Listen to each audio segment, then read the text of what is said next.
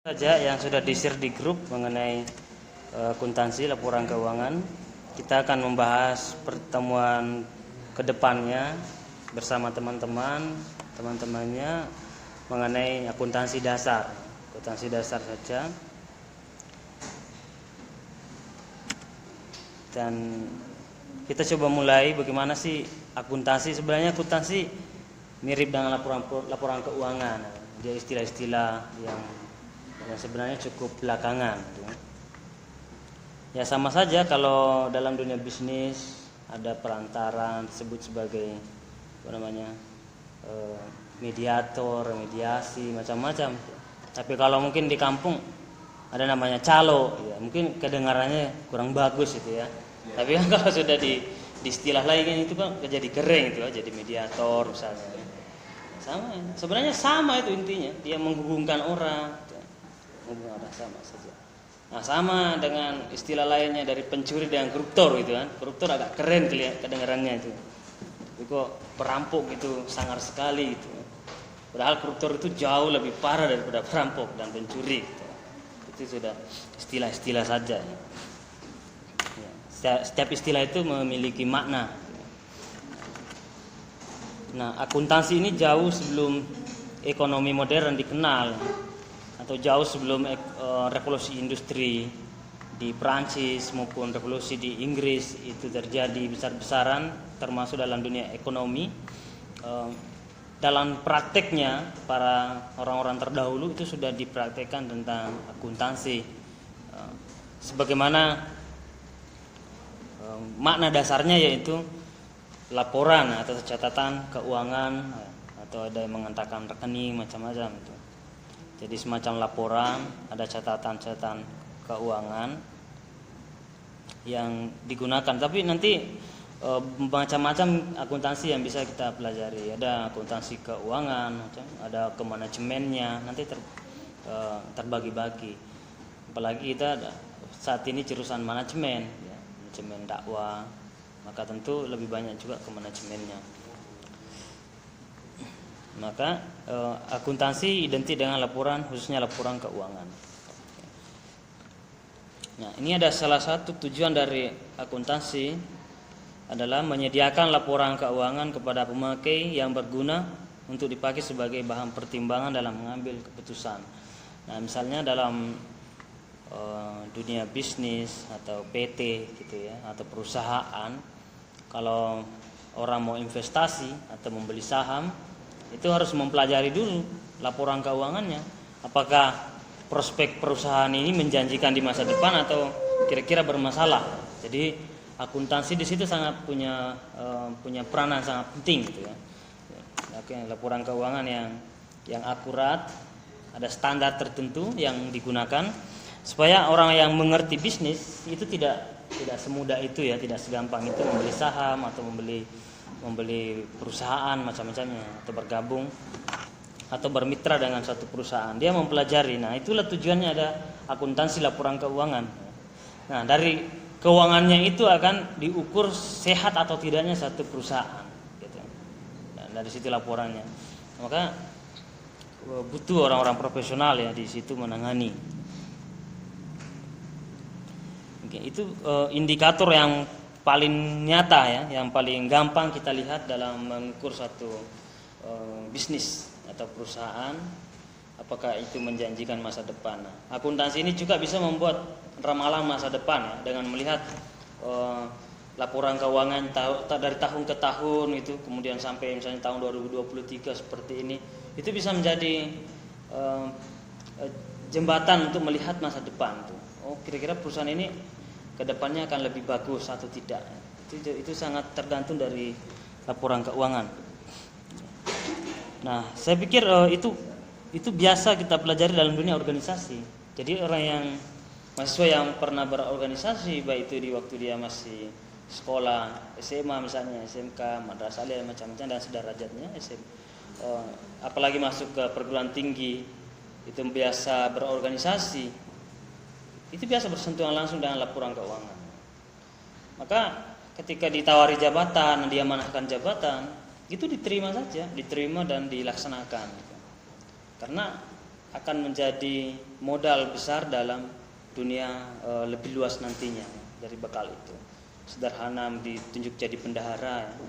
Jadi bendahara tidak semudah itu, tidak sekedar memegang uang, tapi juga memberikan laporan gitu ya.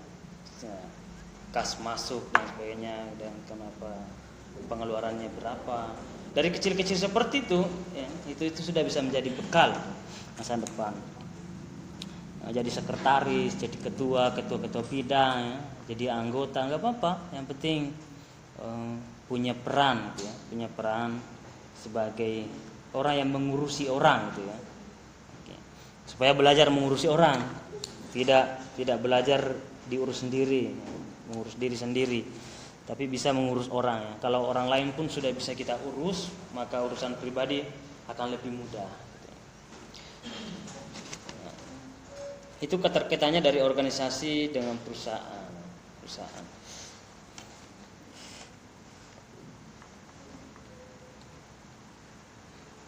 Oke, ke slide selanjutnya. Ditinjau dari segi proses akuntansi adalah proses pencatatan ya. Ada penggolongan, peringkasan, dan pelaporan transaksi-transaksi yang dirangkum dalam laporan keuangan kepada pemakai. Nah, akuntansi memiliki cabang, ya, beberapa cabang akuntansi itu, seperti akuntansi keuangan, akuntansi biaya, akuntansi manajemen, ada sektor publik, pemeriksaan, akuntansi, perpajakan, penganggaran, jadi itu macam-macamnya. Jadi akuntansi laporan keuangan hanyalah salah satu bagian daripada akuntansi yang begitu luas. Jadi yang menjadi mata kuliah pada semester ini akuntansi laporan keuangan hanyalah salah satu bagian pembahasan dari akuntansi. Dan banyak buku yang bisa digunakan, baik itu buku cetak maupun buku elektronik, itu sudah banyak ya beredar. Nanti di makalahnya usahakan minimal 2 buku referensi yang digunakan. Bisa buku cetak ya, bisa dengan buku online macam-macamnya bisa, atau PDF yang ada di Google itu bisa di-download, bisa digunakan ya. Kan banyak juga sekarang itu buku ya, buku yang mengenai akuntansi. Dalam semester ini ada minimal 4 buku yang Bapak gunakan, yang sudah di buku fisik ya, selain dari buku-buku yang online. Ada akuntansi itu mudah ya, Rahmita, kemudian ada metode instan kuasai akuntansi ya, ini cukup dasar ya, ini dasarnya saja. Dan ada buku laporan keuangan ya, yang sampulnya warna hijau ini, buku laporan keuangan, dan ada pengantar akuntansi.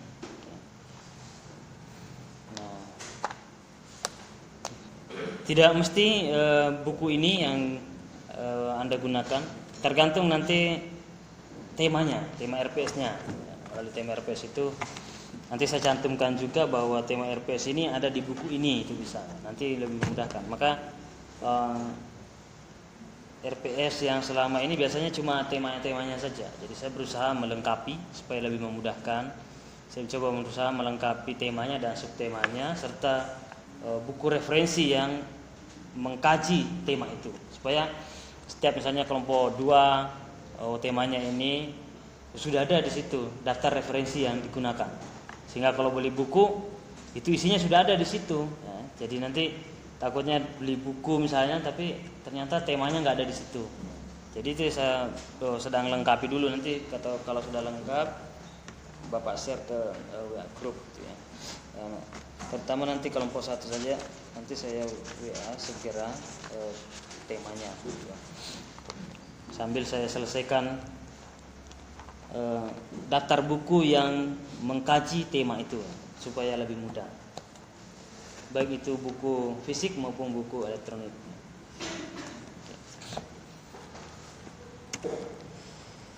Nah, slide selanjutnya ada sejarah akuntansi. Jadi perkembangan akuntansi mempunyai sejarah yang sangat panjang ya. Jadi akuntansi mempelajari sesuatu itu bagus mempelajari dari segi sejarahnya, akarnya gitu. Sama saja ketika dulu belajar matematika, berapa kali saya ikut pelajaran matematika, tapi tidak pernah ada yang menjelaskan sejarah matematika itu bagaimana gitu kan. Bahkan sejarah angka itu kapan dan bagaimana. Nah, itu kan penting sebenarnya, karena di dalam mempelajari matematika kita tidak boleh hanya melihat angka-angkanya saja, tapi ada nilai-nilai di dalamnya. Angka itu tidak hanya apa yang kita lihat saja, tapi memiliki nilai filosofi gitu ya. Oke, itu angka.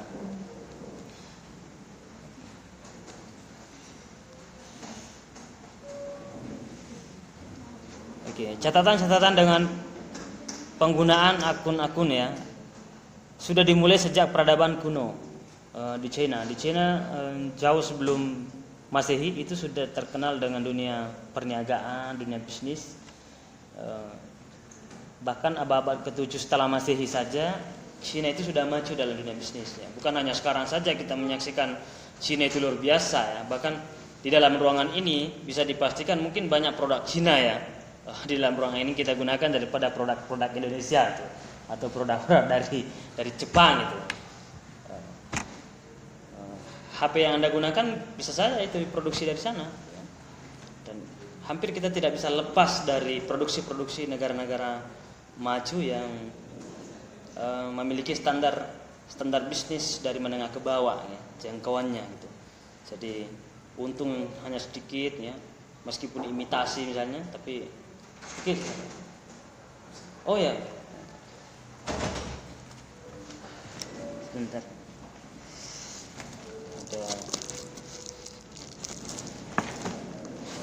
Ada buku saya.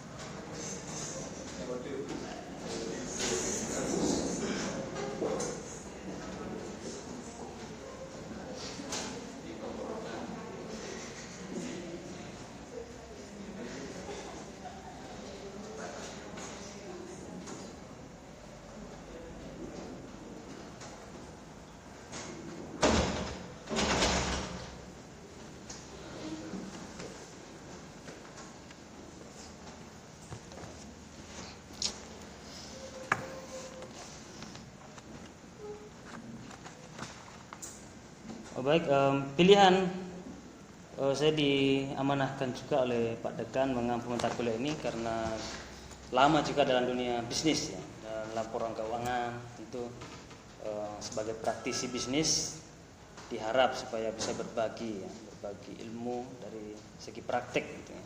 Jadi bukan hanya teorinya saja, tapi yang sudah terjun langsung dalam dunia bisnis.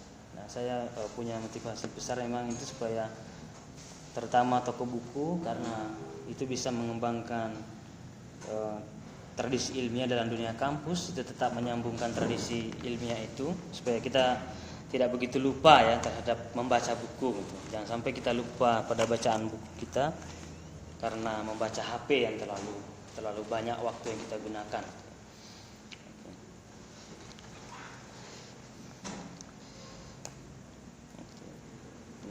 Di Cina itu sudah sejak di Babylon juga gitu ya, di Yunani dan Mesir. Negara-negara yang Bapak sebutkan ini itu memiliki kontribusi besar dalam dunia ekonomi, terutama dalam dunia matematika atau angka. Jadi peradaban Mesir,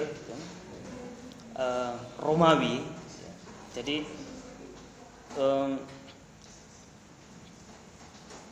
angka-angka seperti angka Romawi itu tidak semudah apa yang kita pelajari selama ini ya, memiliki sejarah yang sangat panjang. Dulu pada angka Romawi itu hanya dikenal dari angka 1 sampai 9. Jadi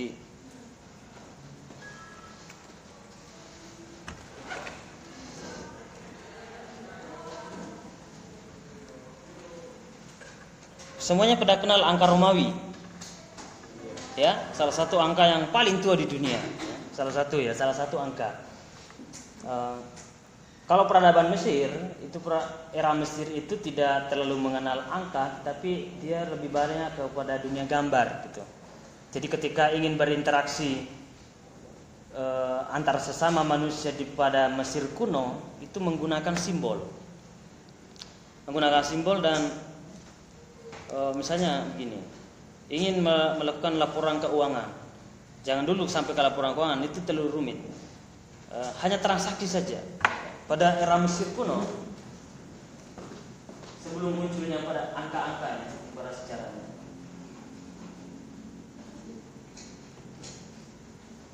pada era Mesir kuno, angka itu belum dikenal. Tapi ketika seseorang ingin membeli ikan misalnya, membeli ikan, itu harus menggambar ikan dari kayu.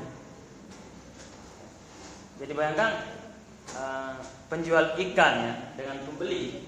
Bagaimana kalau seorang pembeli ingin membeli ikan pada saudara kita, ingin membeli 5 ekor, itu harus menggambar ikan sebanyak 5 di kayu. Begitu rumitnya pada awalnya. Jadi supaya penjual itu memahami berapa banyak yang harus dia gunakan, berapa banyak yang ingin dibeli, maka dia akan melihat itu. Oh, ada 5.